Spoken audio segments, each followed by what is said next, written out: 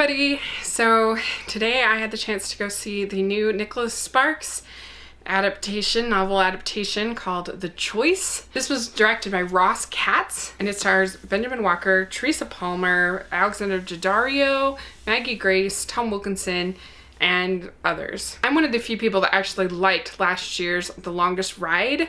I actually thought it was up there with The Notebook. I thought that it had really good chemistry. I liked the bullfighting aspects of it. I liked the art aspects of it. I liked both of the relationships. I thought they were pretty well written for a dopey, silly romance. It didn't have the horrible Nicholas Sparks ending, you know, with the disease or with the whatever.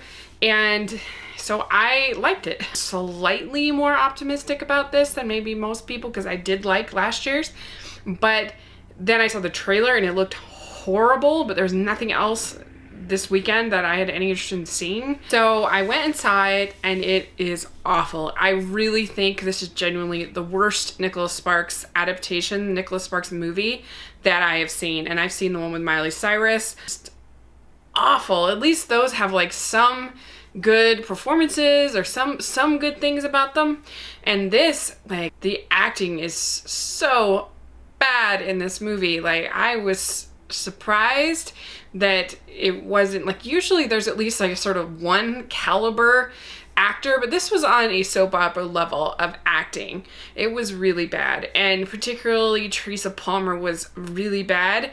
And it was so weird because it was like the lighting on her was so bad, like, and the makeup and stuff, like, she looked like Kristen Stewart in Breaking Dawn and then like it would be the next shot and she would be all pretty again. It was kind of like the joke in Seinfeld where there's the one woman that he's dating that 1 minute she's beautiful and then the next minute he looks around and she looks hideous. It was just sort of like that. It was weird. Like, I don't know, she would run into this, it's like in Clueless, you know, when Cher says, "Did I run into some bad lighting?" That's what I'm feeling like.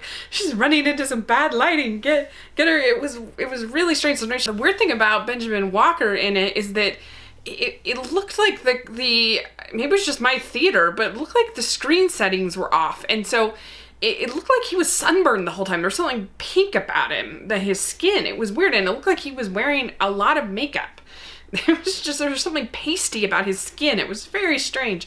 And the Tom Welling is in this from Smallville, and it was like, oh, how far Superman has fallen. It's very sad. He does get one good punch in there, which was nice. And then Alex, it's so funny because both of the not the right people are like extraordinarily gorgeous, you know, so it's sort of funny that it makes it feel very hard to believe when you got Alexander Daddario and you got Tom Welling on both sides. Key for this kind of movie to work is that the couple has to have chemistry. They have to have good chemistry together. Then you can tolerate dopey dialogue, and like I said, I thought in The Longest Ride, I thought they did have chemistry, and so it didn't really matter that the plot's kind of dumb. It's a dopey romance movie, but in this case, they had no chemistry, and particularly, like I said, Teresa Palmer was horrible.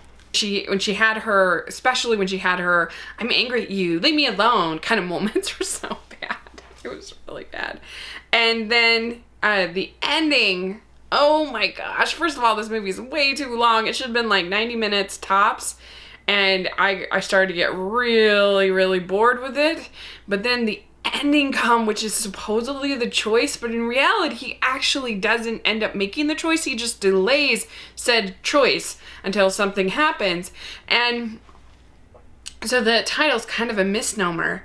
And there were scenes where a character is in a coma and I was laughing because of the dialogue. You could see the character's eyes move and it was just so not believable that they were really in a coma, and the resolution and everything, it was so bad. And they also like tried to make this a faith-based film, which I just thought felt very wedged in and didn't feel authentic to the story.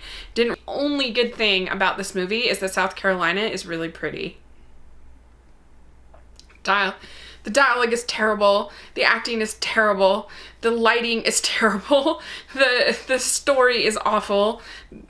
Yeah, there's just nothing. I got nothing on this. So this one gets an F for me. It's terrible. So let me know what you think if you do see it. and put in the comment section. And thanks so much. Please subscribe to my channel. I'll talk to you later. Bye.